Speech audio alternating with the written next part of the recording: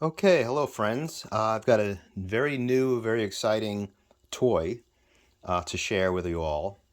I'm super excited about this. This is a Harris 1 kilowatt transmitter. It is only a transmitter. You would need to pair it with a receiver to do a typical ham station where you're transceiving. The nomenclature for this is the Harris RF-1140A -05. 05, I'm not exactly sure what it means. I have some small ideas, but not exactly sure. But it is 1140. Now, I will point out that this unit on the top here is not part of it, and I will explain what that is. But it's essentially made up of three components. The top component is the exciter, the RF1310A. A means that it has an ASCII serial command language. Previous models had a binary serial command language. The ASCII is a lot easier for us if we want to connect a terminal to it, or a hyperterm on a PC. I don't really plan to do much of that, but that's basically the difference between the A and the non-A model. And the exciter produces the very low power, about 100 milliwatts, or 20 dBm, I think is the right number. About 100 milliwatts of RF power, very, very tiny amount. And the exciter provides a lot of different modes. AM with carrier, we could adjust the amount of carrier. There's lower sideband, upper sideband. There's even independent sideband, which means you can provide separate upper and lower sideband signals, whether that's audio or data. For example, RIDI, or RAT as they call it in the military. And it's got a built-in FSK keyer, which uses a center frequency and a plus or minus shift, which is configurable. I'm not sure if I'm going to use that, but I may want to play with it. I'll more likely use audio frequency shift keying. It supports audio frequency shift keying, modulated carrier wave, and of course CW, unmodulated carrier wave. And the transmitter supports frequencies from 1.5, I think, let's call it 2 megahertz, I don't exactly remember, 2 to 29.999 megahertz. So, and it is continuous. There are no gaps, as there frequently are in typical ham stations. That's the top unit. The middle unit here, the kind of very sexy unit, is the amplifier. This is a kilowatt amplifier, and the nomenclature for this is the RF 1110C power amplifier. 1110C power amplifier, and you can see it says a kilowatt amplifier. Not uncommon to have these kinds of kilowatt amplifiers tuned up to 1.5 kilowatts for the maximum PEP, for the maximum allowable for hams. These things are designed to operate 24 hours a day, 7 days a week, key down, literally, not just figuratively, as in a lot of the well-built ham equipment. They sort of figuratively talk about the duty cycle. This actually is designed for that precisely. Okay, well, let's keep going. The bottom unit here, also kind of sexy, if you ask me, is the power supply. It is the RF-1140 power supply. And it puts out, this is, among other things, it is generally a 50-volt power supply. Why 50 volts? This particular transmitter and the amplifier, this particular amplifier, uses FETs, field effect transistors, power FETs specifically. I think it's an MRF 140 or MRF 150, I don't exactly recall, for the amplification. So it takes 240 volts AC input and produces 50 volts, and a handful of smaller volts, but the big part of it is the 50 volts. These transmitters were part of Harris's strategic line of equipment, and that's different from other equipment you'll see on my channel, which are more of the tactical, the green radios. These are the gray radios, and these were often used, especially the predecessors of this radio. This transmitter, the URT-23 radios, very popular on battleships or ships, naval ships. I don't know exactly the kinds, but battleships, I think, is correct. This, I think, was probably also designed for use on ships. I don't know how many of them were actually purchased by the Navy, but I do know that many of these were distributed amongst the U.S. embassies in various countries for HF communications. Now, this unit on top, I'll just give you a preview, looks very much like the exciter. But what it is a remote control. It is the RF-1140A Harris remote control. And what this unit allows you to do, and I'm using vertical mode in this video, I hope it's acceptable. What this unit allows you to do is to remotely control the exciter and amplifier, the whole transmitter from here down, as well as a receiver if you wanted. And in fact, the remote will operate up to, I believe it's 99 different devices. So you could have up to 99 transmitters or 50 transmitters and 50 receivers and operate them remotely. And the reason you might want to operate this remotely will become clear once I turn it on. It is not quiet. It is quieter, I will say, than some of the predecessors like the RF-1140A amplifier, which was screamingly loud. This is just, very loud, not screamingly loud. And so, the idea would be that you would have a transmitter shack somewhere with a nice big antenna out in a field. This would live in the shack, and then you could control it remotely using the top unit, and not have to be near the transmitter or the receivers. In fact, this you can use the way it is works remotely is it communicates with the exciter using an RS-422 serial protocol. RS-422, of course, is the electrical signaling of two differential pairs, one for receive, one for transmit. Or I should say two differential pairs, that's right. And then you also need to get audio from the back of the remote into the exciter, or audio from a remote receiver into the remote control. Now, why would I want to do a remote control when it's sitting on top of the exciter? And the answer is I wouldn't. I just sat it here for purposes of this demonstration of this video. But the plan is, it's not convenient to operate, as a ham, to operate sitting in front of a rack. And, maybe I could put a receiver up on here, but it's just not convenient. It's much more convenient to have a tabletop. So, and I'm going to show you where that remote is going to sit, and please forgive the mess of the shack. I've been going through a major overhaul here, running new cables, new antenna cables, new audio cables. I'm just going through a massive overhaul, so it's in quite a state of disarray. So, this will be the operating position for my Harris transmitter. At the bottom, you'll see an RF-590 receiver, one of my favorites. And sitting and above it in the empty space in this little rack enclosure will be the remote. So this allows me to operate as a ham, allows me to operate this as a transceiver and on a tabletop where I can take notes and use my computer and not have to do it all at the transmitter rack itself. And now over time, depending on how loud this is, I could also move the transmitter to a little further back from where you see it now. Or even turn it around in an attempt to lower the fan noise. All right, so let me just go a few other things here. What's really cool about this amplifier is it has removable modules, and I'm going to pause for a bit and show you how those modules remove. It's very cool. But it essentially has each module. There are 6 modules.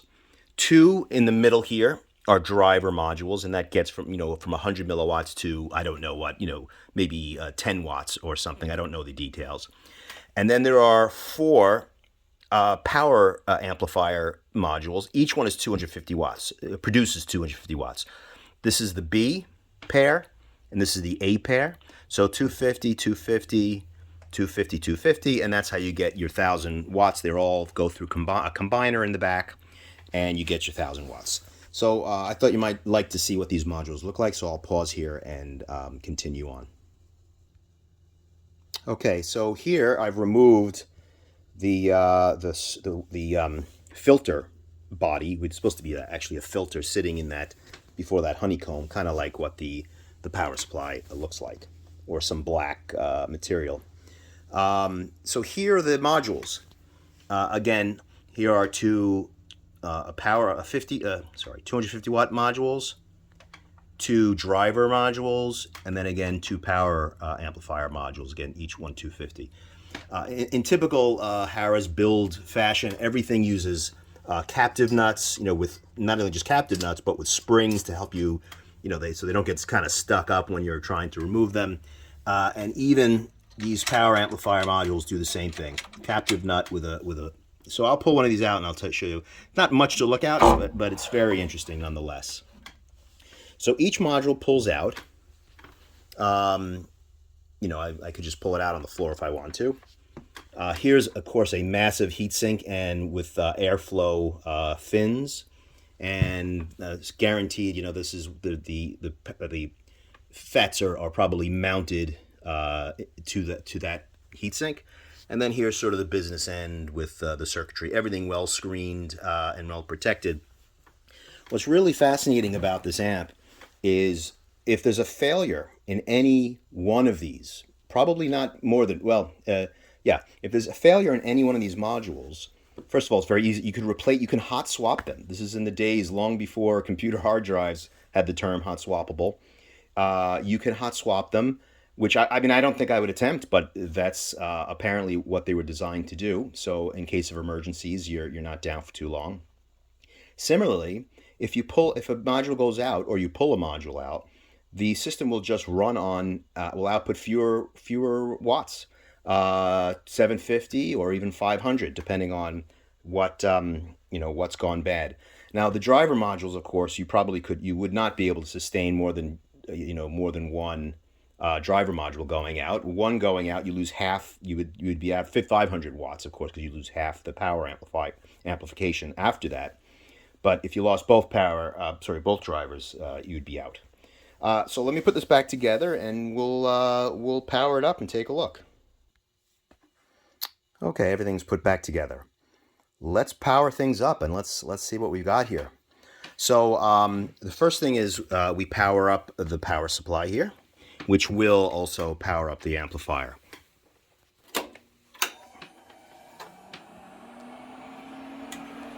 Okay, let's take a read. So we have this LCD screen with backlit LCD screen, and here we've got you can choose what to display on that screen. Tells you whether there's a fault line or if the key line is engaged. Here we have a local key, normal function, and test. Let's just do a test and let's see what happens here. So let's you gotta hold the switch for 5 seconds, fair amount of time. Here we go. 1, 2, 3. Okay, so it's going. Now I can let go of the switch. All right, bit passed. Good to know. Doesn't sound too loud, right? Not too bad. Hopefully you can still hear me over it. Of course, we haven't really begun to operate it. So let's take a look at here. So status tells you what's going on with the radio. There's a power. So in this mode, you can see three things. The total antenna power, the forward power, which is the same, and then the A side. Remember I mentioned that the amplifier is split into two sides, A and B. So because we're looking at A power, this display shows A side forward power in watts. The numbers to the right, immediately to the right, are the maximums. So it gives you an idea of the limits. And the numbers to the left are the minimums. And it kind of produces a bar graph for each of these, and then also produces the actual numbers. I'll show you all this. And then similarly, you can go to B power. And again, it shows you, this is the same. The antenna forward power is always the same regardless of these two screens. And then you get B side forward power. Okay, and then we can look at the A voltage, and you can see 12 volts, 26 volts, and 50. 50 is not turned on yet. We haven't gone to the full operating status of the amplifier yet. But you can see here, we've got these bar graphs. 12 volts is what is nominal. It is producing 12, 26, producing 12, and 50 volts The maximum of 60, it's not producing any volts yet, but we'll get there. Same thing with current for these FETs, driver, and then PA1 and PA2, but this is for the A side. And similarly, if you go to the B current, it gives you the B driver and then PA1 and PA2B. Because what this means is there are two FETs on each of these. So there's an A FET 1, A FET 2, and then a B FET 1, B FET 2. So you see this is PA 1 and 2. Oh, this also says PA 1 and 2. I may have that a little bit wrong. You'll forgive me. Okay, nothing. We put it back in normal mode. Now let's take a look at the exciter, because that's a little more exciting. But I'm bummed.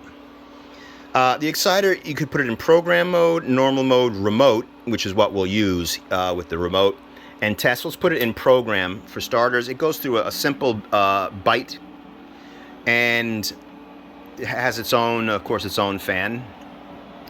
And we can go through this. This is a little power meter, exciter power, PA power, or audio, USB, LSB audio meter. You could turn audio clipping on, which is a good thing to do to maximize your PEP voice signals. You can recall predefined settings, so it's got something like 99 channels or 99 presets, and you could also store settings.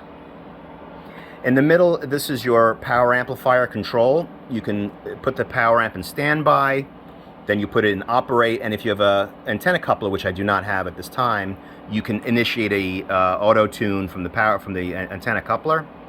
This shows you the frequency that you're working, or if you click here, it tells you the channel. Let's see, for example, channel 01, enter. All right, let's try 02, 02. There we go. So we've got a couple of channels programmed. Otherwise, you just go to frequency, and you can, I'm trying to remember exactly how all this works. You could type in a new frequency, let's say 12 megahertz, and enter. Oh, well, let's go back to 14. Let's go to, 14250. Okay. Here, interesting. So here's the modes. So here's an LSB mode and the audio source. So even though the radio has several audio sources, I'll just show you some that I brought out. There's going to be another part of this video that has details on this, but we have a lower sideband XLR that I created, upper sideband, auxiliary 1, auxiliary 2. Technically, there's also an auxiliary 3, but I didn't think I needed that and didn't bring it out. So, so you could say which audio you want to transmit. Oops, sorry. Well, you want to be transmitting lower sideband, and then you can say what's the source of lower sideband modulation. Auxiliary 1, 2, 3, lower sideband input, even the microphone, which you connect here. Auxiliary 1, 2, 3. Oh, I guess there's no upper sideband option. I guess that makes sense. So we have independent sideband. Again, you can change this. It knows that lower and upper sideband are both going to be active. You can determine how much RF power. So minus 0.0 dB gives you full output power. But if you do minus 3 dB, for example, and I'll show you this, you'll get 500 watts output. 3 dB, minus 3 dB being, of course, half power. Modulated carrier wave, FM, even has FM. I don't know of use of FM in HF, but I'm sure there's something. Here's FSK, where there's a key line that you can toggle and set up. You can set up inside the exciter how the FSK should behave, and back to CW. Those are the major things. Those are the major things. Let's get this bad boy powered up, and let's see what happens. So the first thing you got to do is put it in standby mode. Not really much happens here, but we'll have to do it first. Okay. The LED indicates that the PA is in standby mode. Sometimes there's a little lag. By pressing the button, you're commanding the amplifier, and then you have to wait for the read back to acknowledge that the change has occurred. Now, so hang on to your hats. We're going to put it in operate mode.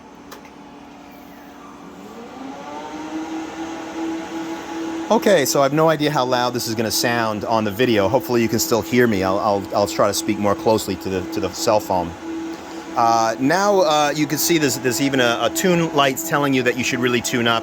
There's nothing much to do there. You don't really have to do it. It's been bypassed, but I'll just click it anyway. And now the whole system is ready. Okay, so let's look back at this and see what the differences are. So now I'm in the A voltage, and you can see that now we've got a 55 volt reading here, a little higher than default 50, but lower than 60. So probably within acceptable range of that. We go to current. Again, there's no signal really, so maybe there's a little bit of bias issue there, but power we are not keying up yet. And again, no current, and the same for the voltage. So let's do this. Let's key it up. So right now we have it on CW. I'm going to use this little key, a little World War II type key. I'm going to put it on my knee. We've got this goat running into a dummy load, so nothing to worry about. And what I've got this is I'm going to look at the A power. And really what you want to focus on is the very top line. You should be about 500 watts out. That's total antenna power. The bottom line, A side, will show about around 250, because remember there's A and B. Each contribute half the power. And remember, because we're at 3 dB, we're only expecting 500 watts out of this. So here we go. All right, so we get about 485, 500 watts, and below, that's total antenna. And the A side about 270 watts, and I'll let it up. Viswar, you can see, is about 1.9, a little 1.2. Kind of surprising, maybe my dummy load is a little off. All right, now let's look at the B side, B power. So again, we have about 580 watts out, and this one's a little higher, this side on the bottom, 300 watts. It's contributing a little more. And I do have to adjust that. I want to get that balanced, etc. Now we're going to look at the A current when we key up. So we have the driver is 5 amps, PA1 is 10.9, PA2 10.5 amps. And you can see the maximum is 20. And now let's go to the B current, and let's see what we got. Okay, slightly different numbers, but all still generally within spec. I'm going to, eventually I will put the effort in to balance everything out and make sure we're all balanced and equalized. So that's basically it. That's probably most of what I can show. There's another video I'll place right after this one, going over how I get the signals in and out, and then we'll also talk about, we'll shoot a video on the remote and how that works. It's all very cool. But I think I've asked you to sit. Let's turn everything off. You can just go to Amplifier off. All right, so here is what I hope to be the finished panel, the finished product. I built it on a 2U panel that you get from eBay with these, it happened to have 8. You can get them in all different kinds. You can get them 1U, 8 cutouts, 16 cutouts, 4 cutouts, 2 cutouts. They're all over eBay, and this is a standard, they call it a D-style or D-mount arrangement. So you can get all kinds of different inserts. So here we've got a TRS, a tip ring sleeve, 1/4 inch. Here is a a RJ45, another tip ring sleeve, and then you can get these male or female XLR cables. So what we have here is there are several connections that need to go to the exciter or the amplifier, and in order to effectively get the transmitter up and running. So the first is a TR relay, and another part of the video I'll show the TR relay. The RS-422 connects to the exciter, and that allows this remote, this RF-1140A remote, to communicate with the exciter, because I've configured them both for RS-422 and 9600 baud. Then we've got a jack for various key lines, and that includes key line out. For some reason, should I need that? It has CW key in, also has PTT in, and an FSK key in. So the exciter has an FSK keyer.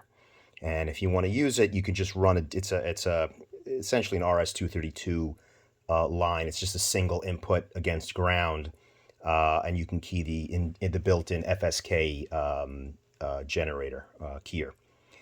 Then what I also did is I bridged the CW key line from this to here, so that I could have just a manual, easy way to key the transmitter using a key. Because believe it or not, the front of the exciter has no key CW key input. Let's just take a look at the back while we have you here. So there are basically two main connections that are needed. One, this is an a DB37 connection that goes to J10 of the exciter. And I just used some Cat5. I'm only using two of these three Cat5 cables. So one Cat5 cable here, which I designate as number 2 with 2 strokes, are all the audio inputs. So lower sideband, upper sideband, auxiliary 1 and auxiliary 2, and all of these inputs can be selected from the exciter. And then cable number 1, Cat5 cable number 1, has all the control lines, which is the not the TR relay, but this is the RS-422, and then these various key lines, and you can see here I've bridged a pair from here into the CW key, so I could have a local key on the transmitter. Yeah, and then here are your audio inputs: lower sideband, upper, auxiliary 1 and auxiliary 2, and I've chosen to standardize on XLR for audio, which I think makes a lot of sense for a lot of reasons. And there's just tons of XLR stuff really cheap on eBay. I'll show you that probably in another part of the video. And yeah, so I'm sorry, I'm a little disorganized here today, but the other thing I didn't mention here is this. So if this jack here does not go to the exciter, it goes to the amplifier itself and uses a little DB15 or DE15 if you want to be precise. And it's the PA Jack 5. This contains two things. One is a loop, a jumper from one pin to another, and that tells the power amplifier that the key line is, the interlock is complete. So for example, if you have a SWR alarm, you could loop it through that jumper, and if there's an alarm, it would unkey the transmitter because the key interlock would be broken based on that alarm. But we're just jumping it here to have continuity on the interlock. And then there's another 3 lines that you see here, red, black, and yellow, which are plus 26 volts, ground, and then key line out, which is essentially what you use to trigger the TR relay, the antenna changeover relay. And this goes to the PA, and the other one, this one here, goes to the exciter. So that's it. It's been a lot of time in the making, and this is only part of the project, of course. There's lots more work to be done. So I'm going to go mount this up and make sure that my CW key works and that my RS-422 continues to work, and we'll do that later. Okay, so here it is installed in the back of the transmitter rack. I'll show you how it goes together. So here's that, this is a jack, goes to the TR relay, and that's up towards the front of the shack near the antenna switches. I like having this lock on it. So what you'll see here is this is the back of the exciter. This is the cable that goes to the power amplifier. You can see here's the power, the input of the power amplifiers controls the power amplifier from the exciter. J10 goes to the audio and various key lines. J9 at the top here is another DB37 with a Cat5 connector, Cat5 cable, if that'll focus. And that is my RS-422 for remote control. And sorry, and what I do here is I plug it into the back of this is a pass-through jack, so I'll do that. Hopefully you can do that with one hand. Oh, I might have heard that. So now my RS-422, let's see if this is visible. The blue wire is going to the top here, J9. So RS-422, audio and control, and key lines, and then exciter. PA control. This is the exciter up here, and this is the PA down there. And we'll do other show and tell later. I installed this little bracket here with just a solid place to keep the antenna connection that goes over to the antenna section. And yeah, that's kind of it. So we're gonna give this a test, and it should hopefully work. All right, I've asked you to sit through 23 minutes. I think that's long enough for this video, and we'll make another one soon. Hope you enjoyed it.